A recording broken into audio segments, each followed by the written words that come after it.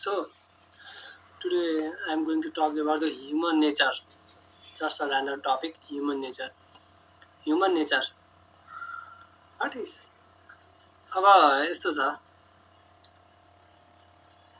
यो अर्थमा दुनियाँमा यति धेरै प्राणीहरू छन्, जीव जन्तुहरू छन् हैन, but we only talk about the only त नभनौँ बट वी म्याक्सिममली हैन talk about the human. Why? Because of course we are the center of this planet. We are the center of this planet. जस्तो हामीलाई लाग्छ हैन, we are not actually हैन, because हामीले आफ्नो इम्पोर्टेन्सलाई जति ठुलो बनाएको छौँ नि, नेचरले सायद गन्दैन हामीलाई. बिकज जब कोभिड-19 आउँछ, जब भूकम्प आउँछ, भूकम्प आएको बेला कोभिड-19 अथवा त्यस्तै किसिमको कुनै पनि नेचुरल हजार्ड आएको बेला नेचरले हामीलाई गन्दैन. we are also just like a same creatures like any ant or एउटा organism हैन. सो तर हामीलाई चाहिँ लाग्छ we are the center of this universe. युनिभर्सको नै सेन्टर हो जस्तो लाग्छ. Because there is so much of the importance has given to the human being हैन. फेरि अर्को कुरा पनि आउँछ, हामी ह्युमन भएको कारणले अनि हाम्रो ह्युमनको बारेमा सोच्छौँ हैन. जस्तै एउटा बिरालोको बारेमा सोच्छ, एउटा बाघले आफ्नो बारेमा मात्र सोच्छ. त्यस्तै हामी ह्युमन भएको कारणले पनि सबभन्दा धेरै इम्पोर्टेन्स हामीले आफ्नै बारेमा मात्र पनि कुरा गर्छौँ. यो स्वाभाविक पनि हो हैन. र फेरि हामीले ह्युमनको बारेमा मात्र पनि सोचिरहेछौँ, हामीले इन्भाइरोमेन्टको बारेमा सोचिरहेछौँ. जति सोच्नु पर्ने हो त्यति सोचेका छैनौँ. तर किन भन्दा चाहिँ यदि बढी सोच्थ्यो भने इन्भाइरोमेन्टको अवस्था अहिलेको जस्तो हुन्थेन. हामीले धेरै नै इन्भाइरोमेन्टलाई डिग्रेड गरिसकेका छौँ. बिकज फर आवर प्लेजर हैन, आवर बेनिफिटको लागि कता कता हामीले अरू अर्गानिजमहरूको आउने जेनेरेसनको पनि हामीले अफकोर्स उनीहरूको राइट्सलाई इन्क्रोज गरेकै छौँ हैन. सो म आफ्नो टपिक भन्दा अलिकति हो कि we are talking about the human nature. मान्छेको प्रवृत्ति कस्तो हुन्छ त?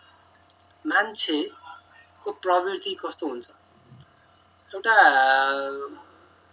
त्यो रिलेटिभ पनि हुनसक्छ त एब्सोल्युट पनि हुनसक्छ. रिलेटिभ भनेको अब उसको हुर्काइ, उसको इन्भाइरोमेन्ट हैन ले त सेभ गर्ने हो नि त मान्छेको ह्युमन नेचर. तर एउटा एब्सोल्युट निरपेक्ष भएर हेर्नु पर्दा ह्युमनको नेचर कस्तो हुन्छ भन्ने कुरा भन्न सकिँदैन. किनभने जब मान्छे जन्मिन्छ यो दुनियाँमा, तब कम्पेरिङ टु द अरू अर्गानिजमहरू चाहिँ उनीहरू आउँदा नै नेचरले एउटा बााउन्ड्री क्रिएट गरिसकेका हुन्छ. दे आर मोर इन्स्टिङटिभ हुन्छन् हैन. 90% उनीहरू कस्तो हेर्ने, कस्तो स्वभाव हुने, के हुने भन्ने कुरा पलिने डिटरमाइन हुन्छ. 10% चाहिँ वरिपरिले डिटरमाइन गर्छ हैन, इन्भाइरोमेन्टले, एनिमलको कन्टेक्स्टमा. तर ह्युमनको कन्टेक्स्टमा ठ्याक्कै उल्टो हुन्छ. 10% चाहिँ नेचरले बनाइदिएको हुन्छ, रूप रङ यताउति हैन. तर 90% चाहिँ सोसाइटीले फ्रेम गरिदिन्छ कि उसको माइन्डलाई हैन, उसको हुर्काइलाई, उसको इन्भाइरोमेन्ट कस्तो पायो त्यो अनुसारको उसको चाहिँ नेचर डिटरमाइन हुन्छ के. यो चाहिँ एब्सोल्युट नेचर यस्तो हुन्छ. त्यसैले ह्युमनको नेचर यस्तो नै हुन्छ भनेर चाहिँ भन्न सकिने छैन. किनकि 90% त सोसाइटीले फ्रेम गरिरहेको हुन्छ ह्युमनको नेचरलाई हैन. जस्तै अब म हिन्दू ट्रेडिसनमा जन्मिएँ हैन, अनि भनेपछि अब मेरो हिन्दूप्रतिको झुकाव बढी हुन्छ, म अलि बढी लिबरल हुन सक्छु हैन. त्यस्तै मुस्लिममा जन्मियो भने अलिकति बढी कन्जर्भेटिभ हुन सक्छ हैन. They are stick to their own religion हैन.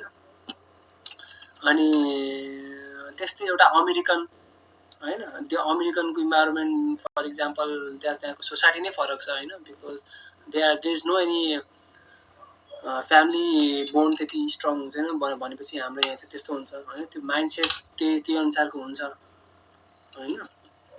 सो अब ह्युमनको नेचर कस्तो हुन्छ भन्ने कुरा चाहिँ एक्ज्याक्टली भन्न सकिँदैन.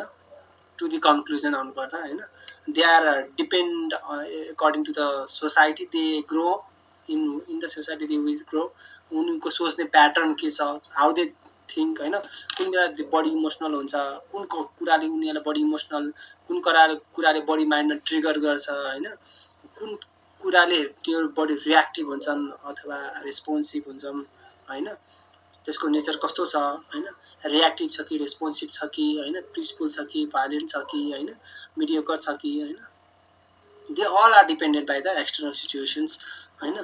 त्यति भन्दै गर्दा अफकोर्स होइन ह्युमन नेचर चाहिँ बाहिरबाट चाहिँ 90% बाहिर एक्सटर्नल इन्भाइरोमेन्टले चाहिँ सेभ गर्छ त्यसको नेचर। तर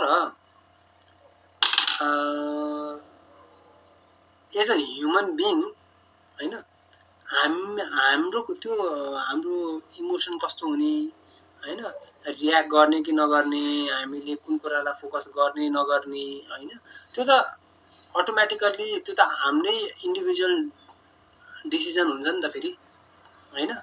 फर इक्जाम्पल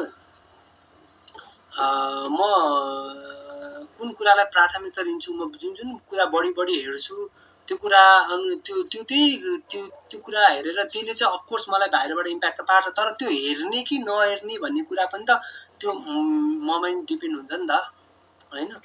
सो एउटा इन्टरनल कन्ट्रोल पनि हुन्छ, इन्टरनल कन्ट्रोलबाट त्यो आफूभित्र एउटा कन्ट्रोल हुन्छ कि how do I make myself होइन, म आफूलाई कसो बनाउन चाहन्छु भन्ने कुरा। एउटा अरू एनिमललाई चाहिँ यो नेचरले चाहिँ यो अधिकार जुन एकदमै खतरा अधिकार भन्छु म होइन, जसले चाहिँ एनिमल र ह्युमनलाई ठ्याक्कै डिस्टिङ गरिदिन्छ होइन, त्यो चाहिँ त्यो प्रिभिलेज खालि ह्युमन बिङले पाएको छ। आफू कस्तो हुने होइन, यो नेचरको हुने कि त्यो नेचर हुने होइन, त्यहाँ जाने कि त्यहाँ नजाने भनेको एउटा इन्डिभिजुअल जुन फ्रिडम भनौँ न त्यो चाहिँ हामीभित्र नै त्यो छ होइन। त्यसरी त अनि अब कुनै कुरामा यसलाई बढी रियाक्ट गर्ने कि आफ्नो इमोसन्सहरूमा कन्ट्रोल गर्ने होइन, त्यसलाई चाहिँ अनि त्यसमा आफ्नो ह्याबिटलाई चेन्ज गर्ने कुरा पनि त्यहीबाट त आउँछ। यो ह्याबिट थियो अनि उसले कन्ट्रोल गर्यो, अथवा योगा मेडिटेसन हुनसक्छ होइन, अथवा जे पनि एक्सर्साइज हुनसक्छ, त्यसले चाहिँ आफ्नो ह्याबिट चेन्ज गर्न सक्यो नि त। सो एउटा इन्डिभिजुअल कन्ट्रोल चाहिँ आफूभित्र नै हुन्छ, ह्युमनको नेचर यस्तो हुन्छ है भन्ने कुरा चाहिँ this is the short topic about the human nature. Thank you.